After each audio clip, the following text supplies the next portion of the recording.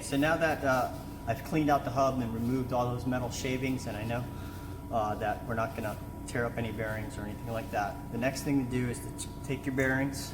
So remember, I took this one and put it in the parts washer and inspected it, looked good, and I need to pack it. Last time I showed you guys how to pack it by hand by putting grease in the palm and then using that motion to pack grease through the bearing and through your rollers. This is another machine that I want to show you how to use. This is actually easier. So basically, we're going to take the top of this off, like so. I take the bearing and I'm going to drop it in center like that. And then this is, I don't know if you can see it because there's a lot of grease, but it's got a cone. That cone's going to go to the center there, inside here, like so. And then all I got to do is push down on it. Now, this is the key. This is what bothers me because I'm not heavy enough to really push it. So what I do, go like this, put it on the ground and I stand on it. Like so. And when you're all done, pull your bearing out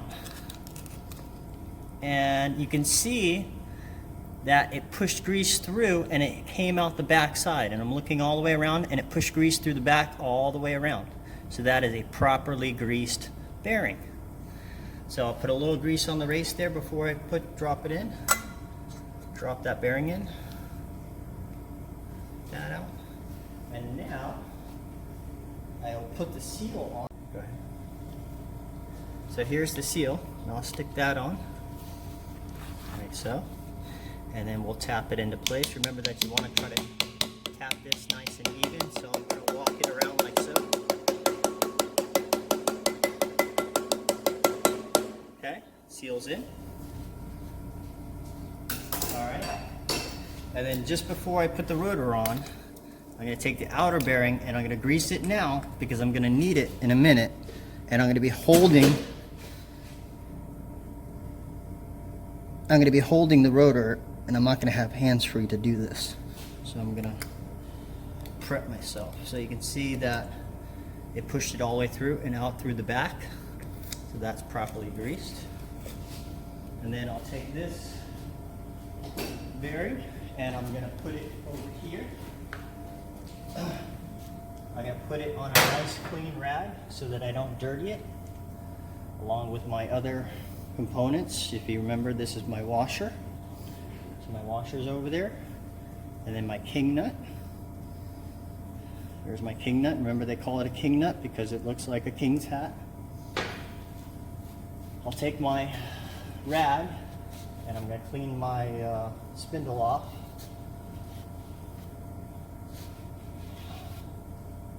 Anyway, just take a quick look, make sure that there's no problems with it. If you guys have ABS, you have like an ABS sensor, now is a good time to clean that ABS sensor off. This particular truck does not have an ABS sensor, so I don't have to worry about it. But typically your ABS sensor usually sits about right here, or right where that bolt is, or something like that. So you just clean all the debris off of the magnet. Okay, now we can bring the rotor over.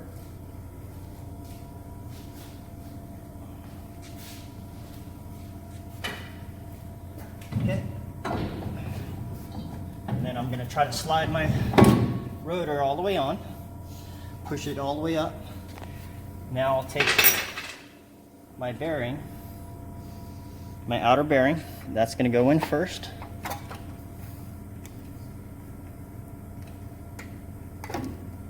Push it all the way in, like so. Now, take my washer, and remember the washer has a little tang on it, a little keyway, or tit, and it's going to slide onto my spindle.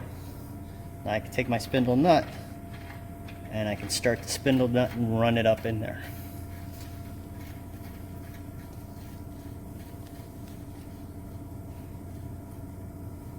Okay, so now that I got that on there, I can start tightening it up.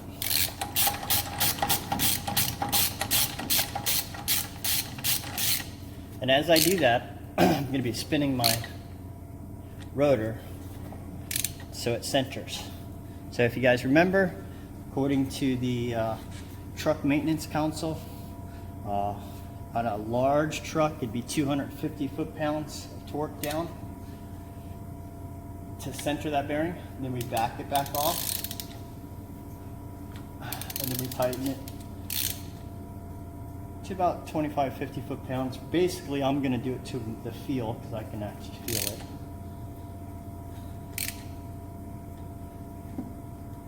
Like so. I'm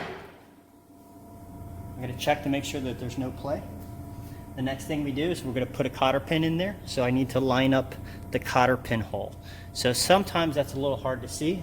And I'm going to run and go get a new cotter pin, stick in there. Okay, so now I got that cotter pin back in. Now we're going to put on the dust cap. So we just slam that on. Use a soft face hammer or something. Pop it on. Want to check your rotation. And it feels good. No play. Now we're ready to go ahead and put the calipers back on. But before I put the calipers back on, if you remember during the inspection, we found that the inner pad was thicker than the outer pad. And you can clearly see that on here. And the reason is these slides right here are sticking. And if you look at them, you can see that there's rust on them. So these slides are gonna have to be taken off, cleaned, lubed, and then reinstalled so that this can slide back and forth. Okay, so now after we clean and move the slides of the caliper, we can go ahead and slide that caliper back onto the rotor. So I'll slide that on like so. One of the things I want to do is, you can see the top of this caliper. That's where it slides against the mount. So we probably have to put a little bit of grease between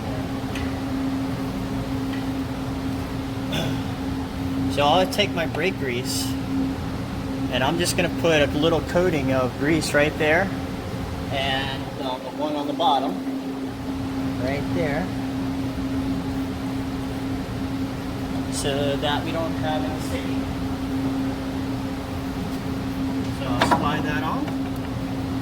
I can take my bolts and I'll put them through. Start them by hand.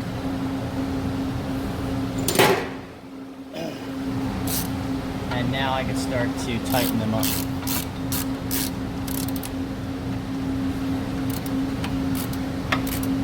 So just make sure you tighten them by hand. You don't want to cross thread these bolts. These are kind of important.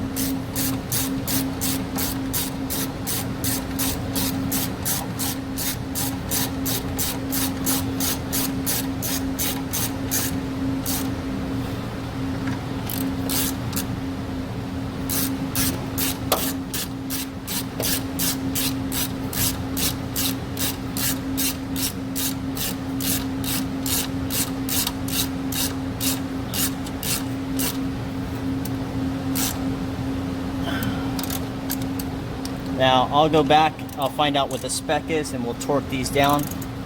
I'll get a torque wrench and we'll torque these. Okay, so now we have our caliper installed. Our rotor has a nice new cut on it. We repacked the bearings.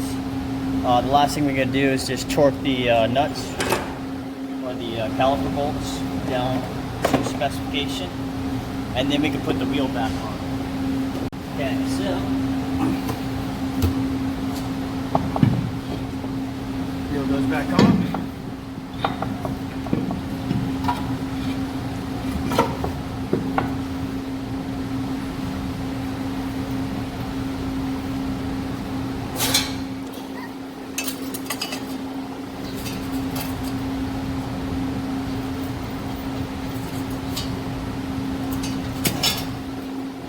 And once I got this wheel on, we'll torque the wheel.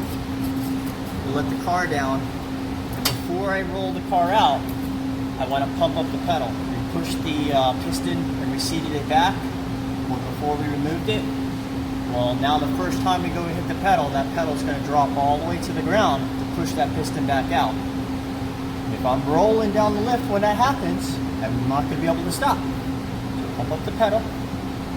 Then after the pedal, you got a hard pedal, then you can start up the vehicle and take it off the lift.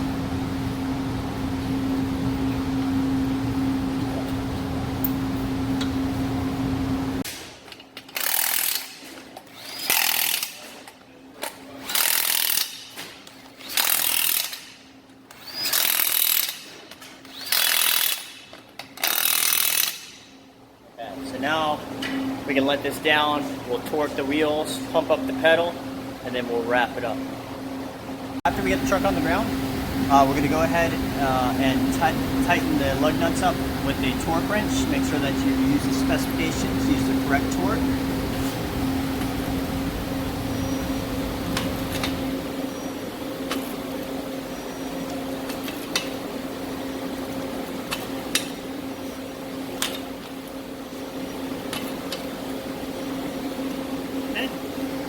After you got all the wheels torqued down, make sure you jump inside.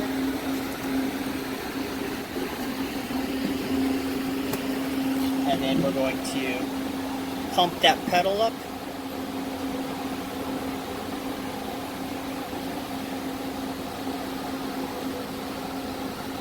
Until you got a hard pedal. And you see it's nice and hard, so now I have brakes.